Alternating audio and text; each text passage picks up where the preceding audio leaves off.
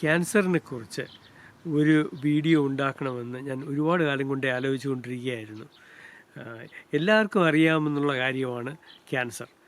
ക്യാൻസറിനെ കുറിച്ച് ആധുനിക വൈദ്യശാസ്ത്രത്തിൽ വളരെ അഗാധമായ പഠനങ്ങൾ നടന്നുകൊണ്ടേയിരിക്കുന്നു, ഇനിയും നടക്കും. മിക്കവാറും ഒരു ഉത്തരം കിട്ടുന്നത് വരെ, അല്ലെങ്കിൽ ഉത്തരങ്ങൾ കിട്ടുന്നത് വരെയും ഈ പഠനങ്ങൾ തുടർന്നുകൊണ്ടേയിരിക്കണം എന്നുള്ളതാണ് എൻ്റെ ആഗ്രഹം, എൻ്റെ വിശ്വാസം. എങ്കിലും ക്യാൻസറിനെ കുറിച്ച് ആധുനിക വൈദ്യശാസ്ത്രത്തിൽ നമ്മൾ ഇന്ന് വിചാരിക്കുന്നത് ക്യാൻസർ ഒരു ജനിതക രോഗമായിട്ടാണ്.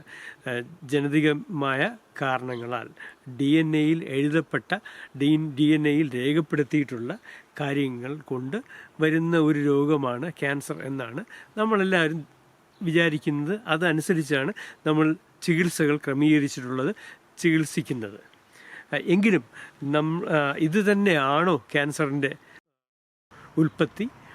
ക്യാൻസറിന് ഇതിൽ ഉപരിയായി വേറെ എന്തെങ്കിലും ഉൽപ്പത്തി കാരണങ്ങളുണ്ടോ? അത് ഏതൊക്കെ തലങ്ങളിലായിരിക്കാം?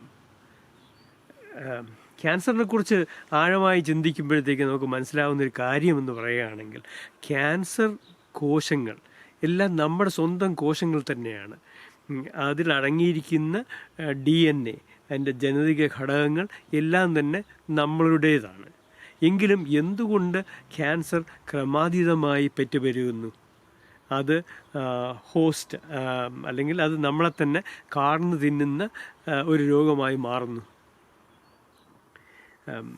പല ആൾക്കാരും പറയുന്നത് ക്യാൻസർ എന്നുള്ളത് ഏകകോശ ജീവികൾ ബഹുകോശ ജീവികളായി എന്ന് മാറിയോ അന്ന് തുടങ്ങിയ രോഗമാണ് ക്യാൻസർ. ഏകകോശത്തിൽ നിന്നും ബഹുകോശ ജീവികളിലേക്ക് മാറുമ്പോഴത്തേക്ക് ഒരുപാട് കാര്യങ്ങൾ നമ്മുടെ കോശങ്ങൾ നിറവേറ്റേണ്ടതായിട്ടുണ്ട്.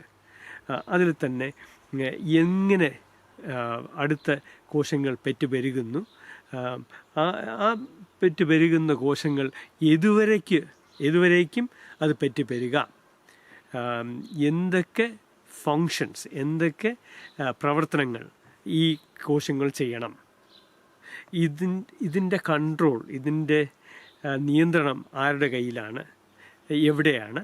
അപ്പോൾ ഇത് ക്യാൻസർ ഒരു രീതിയിൽ നോക്കുകയാണെങ്കിൽ പ്രവർത്തനത്തിൻ്റെ നിയന്ത്രണങ്ങളുടെ ഒരു രോഗമാണ് ക്യാൻസർ. അതിൽ ഈ പെറ്റുപെരുകുന്ന പ്രക്രിയ, അതിൻ്റെ കൺട്രോൾ നഷ്ടപ്പെടുന്നതാകാം. അല്ലായെങ്കിൽ എവിടെ വെച്ച് ഈ പെറ്റുപെരുകുന്ന പ്രക്രിയ എവിടെ നിർത്തണം, എവിടെ നിൽക്കണം എന്നുള്ള കൺട്രോൾ നഷ്ടപ്പെടുന്നത് കൊണ്ടാകാം ക്യാൻസർ. അപ്പം നമുക്ക് എന്തൊക്കെ കാരണങ്ങളാൽ ഈ പ്രക്രിയയുടെ കൺട്രോൾ എന്തൊക്കെ കാരണങ്ങളാൽ നഷ്ടപ്പെടാം എന്ന് നമുക്ക് ആലോചിക്കാം. ഇത് നമുക്ക് ജനിതകപരമായ കാരണം വളരെ പ്രധാനപ്പെട്ട ഒന്നാണ്. പക്ഷേ നമ്മൾ ജനിതകമായി നോക്കുമ്പോഴത്തേക്ക് സാധാരണഗതിയിൽ ആധുനിക വൈദ്യശാസ്ത്രം പൊതുവെ ശ്രദ്ധിക്കുന്നത് സെല്ലിൻ്റെ കോശങ്ങളുടെ ന്യൂക്ലിയസിൽ അടങ്ങിയിട്ടുള്ള DNA-യുടെ പ്രവർത്തനങ്ങളാണ്. പക്ഷേ എങ്കിലും ഇതെല്ലാവർക്കും അറിയാമെന്നുള്ളതാണ്. ഒരുപാട് ശാസ്ത്രീയ പഠനങ്ങൾ നടന്നുകൊണ്ടിരിക്കുകയാണ്. അതുകൊണ്ട് തന്നെ ഞാൻ അതിലോട്ട് ശ്രദ്ധിക്കാതെ അതിന് ബദലായി ഉള്ള ഒരു DNA കൂടെ നമ്മുടെ ശരീരത്തിലുണ്ട്. അതാണ് നമ്മുടെ മൈറ്റോകോൺഡ്രിയൽ DNA. ഈ മൈറ്റോകോൺഡ്രിയൽ DNA ആണ് നമ്മുടെ ശരീരത്തിലെ ഊർജോൽപാദനം നിയന്ത്രിക്കുന്നത്. ഈ ഊർജോൽപാദനത്തിൻ്റെ ഊർജോൽപാദനത്തിൻ്റെ പ്രശ്നങ്ങൾ വരുമ്പോഴത്തേക്ക് അത് നമ്മുടെ ശരീരത്തിൻ്റെ എല്ലാ പ്രവർത്തനത്തിനെയും ബാധിച്ചേക്കാം. അത് തന്നെ കോശങ്ങളുടെ പ്രവർത്തനത്തിനെ ബാധിച്ചേക്കാം. കോശങ്ങളും തമ്മിൽ കൂട്ടി യോജിപ്പിക്കുന്ന ഘടനയെ ചോദ്യം ചെയ്യുന്ന തരത്തിലുള്ള കാര്യങ്ങൾ ഊർജക്കുറവ് കൊണ്ട് ഉണ്ടാകാം. അതുകൊണ്ട് തന്നെ ഈ നമ്മുടെ ന്യൂക്ലിയസിൽ അടങ്ങിയിരിക്കുന്ന DNA-ക്ക് ഉപരിയായി മൈറ്റോകോൺഡ്രിയൽ DNA-യിൽ ശ്രദ്ധിച്ചുകൊണ്ടുള്ള പ്രവർത്തനങ്ങൾ നമ്മൾ തീർച്ചയായിട്ടും നോക്കേണ്ടിയിരിക്കുന്നു. കാര്യം ഈ മൈറ്റോകോൺഡ്രിയ എന്നുള്ള ആ ഒരു കോശത്തിനുള്ളിലുള്ള ഒരു ഓർഗനല്ലേ, ഒരു ഒരു അവയവം, അത് എവിടെ നിന്ന് വന്നു, എന്താണ് അതിൻ്റെ പ്രധാന പ്രവർത്തനങ്ങൾ, ഇതെല്ലാം നമ്മൾ ഒന്ന് നോക്കുമ്പോഴത്തേക്ക് സാധാരണഗതിയിൽ കുറച്ച് കാര്യങ്ങൾ നമുക്ക് മനസ്സിലാക്കാം. ഒന്ന്, മൈറ്റോകോൺട്രിയ എന്നുള്ളത് പിൽക്കാലത്ത് നമ്മുടെ ശരീരത്തിൽ അല്ലെങ്കിൽ നമ്മുടെ കോശങ്ങളിൽ വന്നു ചേർന്ന ഒരു അവയവമാണ്. അത് ഒരു ബാക്ടീരിയ ആയിരുന്നു എന്നാണ് നമ്മുടെ ഇന്നത്തെ കണ്ടെത്തൽ. ആ ബാക്ടീരിയ നമ്മുടെ പൂർവിക കോശങ്ങൾക്കുള്ളിൽ പ്രവേശിക്കുകയും അത് ആ പ്രവേശിച്ച ബാക്ടീരിയയെ കൊണ്ട് നമ്മുടെ പൂർവ്വകോശങ്ങൾക്ക് ഒരുപാട് പ്രയോജനങ്ങൾ ഉണ്ട് എന്ന് വരികയും ആ പ്രവർത്തനത്തിനെയും ആ മൈറ്റോകോൺട്രിയയും നിലനിർത്തിക്കൊണ്ട് തന്നെ ജീവൻ മുന്നോട്ട് ഗമിക്കുകയും ചെയ്തു. അതുകൊണ്ട് തന്നെ പിൽക്കാലത്ത് ഉണ്ടായി വന്ന എല്ലാ ജീവജാലങ്ങൾക്കും ഈ മൈറ്റോകോൺട്രിയ ഊർജം കൊടുക്കുന്ന പ്രധാന ഭാഗമായി മാറി. പണ്ട് മുതലേ കോശങ്ങൾക്കുള്ളിൽ ഊർജോൽപാദനം നടന്നുകൊണ്ടിരിക്കുകയായിരുന്നു.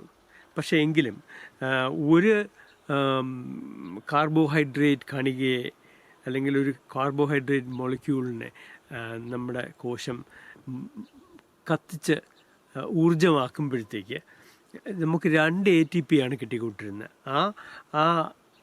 ഈ ATP ആണ് നമ്മുടെ ശരീരത്തിൻ്റെ ഊർജത്തിൻ്റെ രൂപ അല്ലെങ്കിൽ ഊർജത്തിൻ്റെ കറൻസി. അപ്പോൾ 2 ATP നമുക്ക് കിട്ടിക്കൊണ്ടിരുന്നു. പക്ഷേ എങ്കിലും മൈറ്റോകോൺട്രിയയുടെ പ്രവർത്തനത്തിൻ്റെ ഫലമായി നമ്മൾ കാർബോഹൈഡ്രേറ്റിനെ കത്തിക്കുമ്പോഴത്തേക്ക് ഏകദേശം 34 മുതൽ 36 വരെ ATP നമുക്ക് കിട്ടി. അതുകൊണ്ട് തന്നെ നമ്മുടെ ശരീരത്തിൻ്റെ പ്രവർത്തനങ്ങൾ ഒരുപാട് വിപുലീകരിക്കാനും അതൊരു മൾട്ടി സെല്ലുലർ ഓർഗനൈസേഷൻ, ബഹുകോശ ജീവിയായി മാറാനും നമ്മളെ സഹായിച്ചു. പക്ഷേ എങ്കിലും ഈ മൈറ്റോകോൺട്രിയയ്ക്ക് എന്തെങ്കിലും വിഷയം വരികയാണെങ്കിൽ, ഈ ഊർജോൽപാദനത്തിന് എന്തെങ്കിലും വിഘാതം വരികയാണെങ്കിൽ അത് ശരീരത്തിൻ്റെ എല്ലാ പ്രവർത്തനത്തിനെയും ഇത് ബാധിക്കുകയും ക്യാൻസറിന് പല കാരണങ്ങളിൽ ഒരു കാരണമായി ഇത് ഭവിക്കുകയും ചെയ്തു എന്നാണ് ഒരു പുതിയ കണ്ടെത്തൽ. ഈ ക്യാൻസർ തിയറിയെ നമ്മൾ മെറ്റബോളിക് തിയറി എന്നാണ് വിളിക്കുന്നത്. നേരത്തെ നമ്മൾ ആദ്യം പറഞ്ഞ ജനതികമായ കാരണങ്ങൾ ജനറ്റിക് തിയറി, അത് ജനതികമായ കാരണങ്ങൾ. ഇത് മെറ്റബോളിക് കാരണങ്ങൾ, ഊർജോൽപാദനത്തിൻ്റെ കാരണങ്ങളാലുള്ള ക്യാൻസർ. ഇത് രണ്ടും അല്ലാതെ തന്നെ വേറെയും ഒരുപാട് കാരണങ്ങളാൽ ക്യാൻസർ ഉണ്ടാകാം. ഇപ്പോൾ ഞാൻ നേരത്തെ പറഞ്ഞിരുന്നല്ലോ, ഈ ഏകകോശ ജീവികൾ ബഹുകോശ ജീവികളായി മാറിയതിൻ്റെ ഒരു പ്രത്യാഘാതമാണ് ക്യാൻസർ എന്ന്. കാരണം കൃത്യമായ കൺട്രോൾ പാലിച്ചില്ല എങ്കിൽ ഈ കോശങ്ങൾ, അതുകൊണ്ട് തന്നെ ഇപ്പം ഞാനായിരിക്കുന്നത് എന്തുകൊണ്ട് എൻ്റെ എല്ലാ കോശങ്ങളും എൻ്റെ ഈ നോൺ പെർമനൻ്റ് ആയിട്ടുള്ള എല്ലാ കോശങ്ങളും ഇങ്ങനെ പ്രത്യുൽപാദനം നടത്തിക്കൊണ്ടിരിക്കുകയാണ്. എങ്കിലും ഇത്രയും ബില്യൺ കണക്കിന് കോശങ്ങൾ എൻ്റെ ശരീരം ഉണ്ടാക്കിയിട്ടും എൻ്റെ മുഖത്തോ എൻ്റെ ശരീരത്തോ അങ്ങനെ പ്രത്യേകിച്ച് വലിയ മാറ്റങ്ങളൊന്നും കാണുന്നില്ല, ഓരോ ദൈനംദിന മാറ്റങ്ങളൊന്നും കാണുന്നില്ല. അതിനൊരു പ്രധാന കാരണമെന്ന് പറയുകയാണെങ്കിൽ നമ്മുടെ ശരീരത്തിനെ കുറിച്ചുള്ള ഒരു ധാരണയുണ്ട്. നമ്മുടെ കോശങ്ങൾ എവിടെയായിരിക്കണം ലൊക്കേറ്റ് ചെയ്യേണ്ടത്, എൻ്റെ മുഖം, മൂക്ക്, കണ്ണ്, വാ ഇതെല്ലാം ഇരിക്കേണ്ട സ്ഥലങ്ങളുണ്ട്. അതിനെക്കുറിച്ച് ഒരു ധാരണ ശരീരത്തിലുണ്ട്. ഈ ധാരണയ്ക്കനുസരിച്ച് കോശങ്ങൾ പ്രത്യുൽപാദനം ചെയ്യുകയും അത് കൃത്യമായ രീതിയിൽ അവിടെ എത്തുകയും ചെയ്യുകയാണെങ്കിൽ മാത്രമേ എൻ്റെ മുഖം ഇങ്ങനെ ഇരിക്കുകയുള്ളൂ. അല്ല എങ്കിൽ ഇതൊരു വലിയ ഫുട്ബോളായി വല്ലതും മാറാം. അപ്പം ഈ കൺട്രോളിൻ്റെ കാര്യങ്ങൾ വളരെ പ്രാധാന്യമുള്ളതാണ്. ഇപ്പം എങ്ങനെയാണ് നമ്മുടെ ശരീരത്തിന് ഈ കൺട്രോൾ വരുന്നത്? ഇതിനെക്കുറിച്ച് നമുക്ക് പല ആൾക്കാർക്കും പല ധാരണകളുമുണ്ട്. അതിലൊന്ന്, നമ്മുടെ ശരീരത്തിന് അതിൻ്റേതായിട്ടുള്ള ഒരു ഫീൽഡ് ഉണ്ടെന്നുള്ളതാണ്. അപ്പോൾ ഒരു ഊർജ ഫീൽഡ് അല്ലെങ്കിൽ ഈ ഊർജത്തിൻ്റെ ഫീൽഡ് ചിലർ പറയുന്നു അത് ഇലക്ട്രിക്കൽ തരംഗങ്ങളുടെ ഫീൽഡ്, ഇലക്ട്രിക്കൽ ഫീൽഡാണ്. ചിലർ പറയുന്നു അതൊരു ഇലക്ട്രോ മാഗ്നറ്റിക് ഫീൽഡാണ്. അപ്പം ഇങ്ങനെ രണ്ട് രീതിയിലുള്ള അഭിപ്രായങ്ങളുണ്ട്. ഈ ഈ ഈ ഫീൽഡ് അതുമാത്രമല്ല, നമ്മുടെ ശരീരത്തിനുള്ളിൽ തന്നെ ഒരു ഒരു വൈദ്യുതി ശൃംഖലയുണ്ട്, ഇലക്ട്രിക്കൽ ഡിസ്ട്രിബ്യൂഷൻ ചെയിനുണ്ട്. അപ്പം ഈ ഡിസ്ട്രിബ്യൂഷന് എന്തെങ്കിലും മാറ്റം വരികയാണെങ്കിൽ, അത് മാത്രമല്ല, ഈ ചാനലിൽ കൂടെ വൈദ്യുതി സഞ്ചരിച്ചു കൊണ്ടിരിക്കുമ്പോൾ ആ വൈദ്യുതി തന്നെ ഒരു ഫീൽഡ് ഉണ്ടാക്കുന്നുണ്ട്. ആ ഫീൽഡ് ആയിരിക്കാം നമ്മുടെ ശരീരത്തിൻ്റെ ഈ ബയോജനിതകമായ കാര്യങ്ങൾ കൺട്രോൾ ചെയ്യുന്നത് എന്നുള്ള ഒരു അഭിപ്രായവുമുണ്ട്. പിന്നെ വേറൊരു കാരണം ആകാം, ഈ കോശങ്ങൾ അങ്ങോട്ടും ഇങ്ങോട്ടും സ്വന്തം കോശം ആണ് എന്നുള്ള ഒരു ധാരണ ശരീരത്തിലെ എല്ലാ കോശങ്ങൾക്കും ഉണ്ടെങ്കിൽ മാത്രമേ അത് ശരീരത്തിൻ്റെ ഭാഗമായി നിലനിൽക്കുകയുള്ളൂ. അപ്പോൾ ഈ കോശങ്ങൾ അങ്ങോട്ടും ഇങ്ങോട്ടും എങ്ങനെ സഹോദര കോശങ്ങളാണെന്നും അത് ഒരു ഓർഗനിസത്തിൻ്റെ, ഒരു ജീവജാലത്തിൻ്റെ മാത്രം കോശങ്ങളാണെന്ന് എങ്ങനെയാണ് ശരീരത്തിന് അറിയാൻ കഴിയുക? ഇതിന് 2-3 കാരണങ്ങളുണ്ട്. ഈ കോശവും അടുത്ത കോശങ്ങൾ തമ്മിൽ ഒരു കമ്മ്യൂണിക്കേഷൻ ചെയിനുണ്ട്. അതിൽ ഒരു രീതിയിലുള്ള കമ്മ്യൂണിക്കേഷൻ ഇലക്ട്രിക്കൽ കമ്മ്യൂണിക്കേഷനാണ്. അത് 2 കോശങ്ങൾ തമ്മിൽ തൊട്ട് ഇരിക്കുമ്പോഴത്തേക്ക് അവിടെ 2 രീതിയിൽ അല്ലെങ്കിൽ 3-4 രീതിയിൽ കണക്ഷൻസ് ഉണ്ടാകാം. അതിലൊന്ന് നമ്മൾ ഗ്യാപ്പ് ജംഗ്ഷൻ എന്ന് പറയുന്നു, വേറെ ഒന്ന് ടൈറ്റ് ജംഗ്ഷൻ എന്ന് പറയുന്നു.